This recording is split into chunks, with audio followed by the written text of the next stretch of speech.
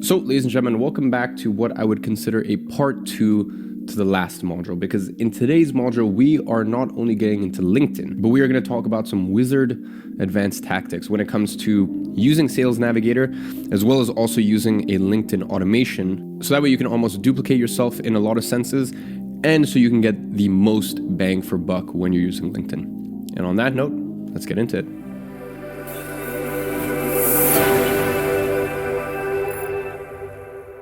So ladies and gentlemen, in today's module, we are going over LinkedIn automation. Now, in today's teaching, we're going to be talking about getting the best ROI from LinkedIn, how to search for profiles using Sales Navigator, the fundamentals of manual outreach, how to sprinkle in automated outreach, as well as getting set up with WeConnect. So once more, full disclosure, I don't personally use LinkedIn for my agency, and especially for agency owners, I think it can be very time consuming, as well as, especially if you use Sales Nav as well as WeConnect, which is the automation that the monthly bills do sort of start to rack up. But if you're a little further into your agency journey, if you have some money to reinvest back in your agency, and we're only talking $100 or so, $120 a month, something like that. I'll get into pricing in just a second. As well as if your niche lends itself well to LinkedIn, then go ahead and watch this module because it will be very, very impactful for you. If those three things are not the case, do not worry at all. As I said, you are not disadvantaged in any way by not using LinkedIn, and do not feel obligated to pay for these softwares unless the conditions are right for you. And as I said, unless your niche lends itself to LinkedIn. Now, we'll get started with paying for LinkedIn. And believe it or not, this is actually a really difficult thing for me to research and talk about, because LinkedIn isn't exactly transparent when it comes to their premium offerings or their pricing model. Unlike, say, and not in any way speaking from experience here. So let's say something like Tinder, right? Where you got Tinder Plus, Gold, or Tinder Platinum, right? And anyone can see the monthly prices or the features. LinkedIn does their best to actually shroud their subscriptions in secrecy. So here's my best attempt to collate their offerings. There are pretty much essentially 4 tiers. There's career, business, sales, and hiring. Now, within these tiers, there are further levels between professional, team, and enterprise. The good news is there's only one tier you need to be interested in. So make sure you don't accidentally sign up for, for example, their basic career, or worse still, something like their hiring plan. Instead, sign up to sales. Again, I can't confidently say the price within your specific country, but at the time of recording this was $49.99 a month. So basically £50 a month in the UK or $80 in the USA. Now, whilst there are a number of benefits to this particular subscription, and I've listed some of those on screen right here, some of the most notable are in-mail messages. In other words, the ability to message people you're not already connected to. Access to Sales Navigator, where you can actually perform targeted searches and build outreach lists. And finally, the ability to see who has viewed your profile in the last 90 days. Signing up is relatively easy, and I've included all this information in the plug and play. Now, once you sign up, obviously you have access to Sales Navigator. Now, if you thought LinkedIn was hard to navigate, just try Sales Nav. But luckily for you, I've included an in-depth, I think, once again, there's another 4 plug and plays that I created for this specific module. In fact, let me just pull one up for you. So you can see right here, this is everything within the Sales Navigator plug and play. By the time you watch this, I may have tweaked a few things here or there, but, really this is absolutely everything you needed to know, with GIFs, with images, with, as I said, absolutely everything and anything you would need to know is in this plug and play right here. And then the next plug and play, you can actually see industry lists, which kind of builds on the last plug and play. And then further to that, you can also see a lot of information about sending LinkedIn messages. This is a very, very in-depth one, as well as some examples right here, different message templates, etc., etc. But as always, bear in mind, these templates and examples are given here, but that doesn't mean you should copy it word for word. And either way, you can just go to the resource section and you can see our whole outreach template section, and that'll give you some more ideas, etc., etc. Now, let's start off with the basics of Sales Navigator. Now, there are 4 main components. The first is your network, which is essentially a more advanced version of the LinkedIn homepage that's tailored to accounts and leads you've expressed an interest in. So basically what LinkedIn does is it collates external news sources and most relevant updates to key accounts and leads you're following. For example, whether they've started a new position or a new role or made any significant update to their profile. Next, you have account lists. Now, these aren't going to be super relevant to you unless you're an agency owner who actually prospects and works with much larger corporations. And the chances are, if you're watching Agency Navigator, probably you're not, right? Because what this does is this allows you to follow all the updates from everyone working in a single company, including who's joined, who's left, relevant news, and a few other things. Now, lead lists are far more relevant to most agency owners, and what they are simply your saved lists comprising users in LinkedIn that you've already searched for. Let me give you an example here. If you work with yacht brokers, right, you would have searched for yacht brokers in UK, USA, and Canada and saved them to a specific list. And what we'll do is aggregate all those together in a specific list. And as I said, you can see if anything changes within that. Finally, you have the messenger. And if you're going to rely on LinkedIn as a method of outreach, this should be as important as your email inbox, bookmarked on your browser, and checked regularly. Now let's get started with a feature you'll use most regularly searching. Now, because searches are so important and so repetitive, LinkedIn actually offers you the chance to set a default preferences that you can easily toggle on and off during searches. I highly recommend you check the plug and play for some more specific nuances of these parameters, but for now, you should basically just be aware that the most important things to select are geography, company size, seniority level. Now, obviously, it's down to you where you choose to operate, and although in the screenshot, I've only selected United States and United Kingdom, don't be afraid to go further afield, whether in English-speaking countries or really wherever you can speak the language. Again, for company size, the majority of agency owners here will be used to and prefer working with smaller businesses. I would recommend that you only search for self-employed and 1 to 50 employees. Finally, for seniority level, go through owner to director. Now, when you start searching on LinkedIn for leads, most often you will toggle on these preferences using the button on the top right, so the only variable you'll be changing is the keywords you use. This is where something really useful but slightly complicated sounding comes in that LinkedIn offers, and this is actually called a Boolean search. Now again, make sure you check out the plug and play for a full explanation, but I'll give this as an example. Now, let's say you're working with an ethical fashion retailer. You might search for vegan. Now there's only one problem though. You're going to be deluged with vegan food companies. Now what a Boolean search is simply a way to include one search term whilst excluding another. So for example, you could type in vegan as your intention was, and then in uppercase, not followed by food. So this tells LinkedIn that you're looking for vegan companies, but not ones that mention food. Hope that makes sense. Now your search results will appear in a screen like this. And as you can see, I've used a Boolean search term to generate this search. With this list, you have a few options of what to do next. First, you can save, connect with, or in-mail individual leads. So, let's say I really like the look of Gordon Lott. I could just use one of my in-mail messages to actually message him directly. Alternatively, I could go through the search results and find accounts like Gordon's that I want to interact with later, either individually or by selecting multiple accounts at the same time. Then I click on the 3 dots to the right of save and save them to a list. Finally, I can save these searches using the button at the top right.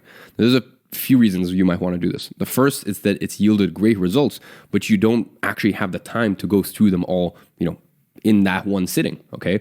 This is probably the case if, once again, you've hit a gold mine, you've generated hundreds of results, but you just don't have the time to go through them there and then. Now, the next is that you want to keep tabs on this list and continuously revisit it for new entries.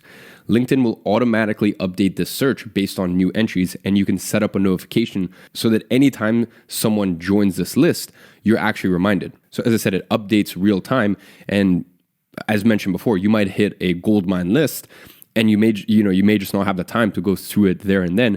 So this way, it'll remind you, and you can keep coming back to it later and later. Finally, if you're going to use the LinkedIn automation that I'll talk about in just a second, you want to save this list so you can actually copy the URL for later. Now I want to talk about outreach for LinkedIn, but before we get on to that, I really just want to stress that you're inside of Agency Navigator.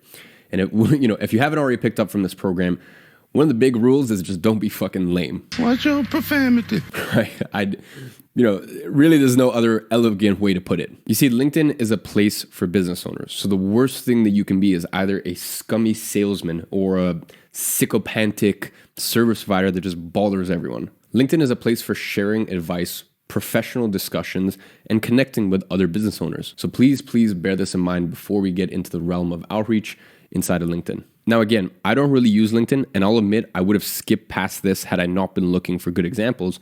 But if someone emailed me something like this, I'd most certainly respond. In this instance right here, Brittany has taken the time to look through my profile, read something I've written, and actually offered to share something with me I might find interesting. By the way, this isn't a textbook example of good outreach, right? It's just a simple illustration of the difference that basic personalization makes. And if you're wondering how valuable these messages are compared to just selecting connect, well, let me show you my personal invitation requests on LinkedIn. Now, as you can see, while I scroll through this, I have 800 pending requests and only a handful of users have opted to send me messages. These are going to be the profiles that I click on first and I'm most likely to connect with. So outside of cold outreach, the next type of outreach is going to be people who have already either viewed your profile or actually engaged with some of your content. Now, depending on the extent in which you use LinkedIn, you're going to start, the profile funnel and just building up a little bit of niche authority. You're going to start to get more foot traffic to your LinkedIn profile, right? So you're going to start to get more comments, more views, more this and that. And if someone's viewed your profile and you're using SalesNav, or for example, someone has engaged with your content, that provides you with a really good jumping off point to then send a message to them. Now, if someone has liked your post, message them, thank them, maybe either send them another article or maybe spark a conversation, but something that's non-salesy, feels very low pressure and just flows naturally. The final step of LinkedIn is automation. And this is arguably the most important element. And if you choose to focus on LinkedIn for outreach, I would completely understand it if you chose to forego posting regularly and networking in groups. While these make it easier to carry out automation and perform outreach, setting up a consistently running script that delivers messages without your input is the most effective method of using LinkedIn. Now, there are various softwares that allow a degree of automation on LinkedIn, but part of the problem lies with the fact that LinkedIn doesn't actually endorse or, honestly, even allow any of these platforms to exist. And whilst, obviously this course will be updated, I will update the plug and plays. If anything changes with LinkedIn, I will change this module, right?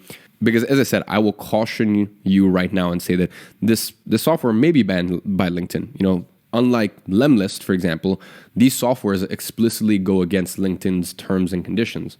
Of course, that's what makes them so useful. Now, this software is called WeConnect. As always, I will leave a link to this in the plug and play.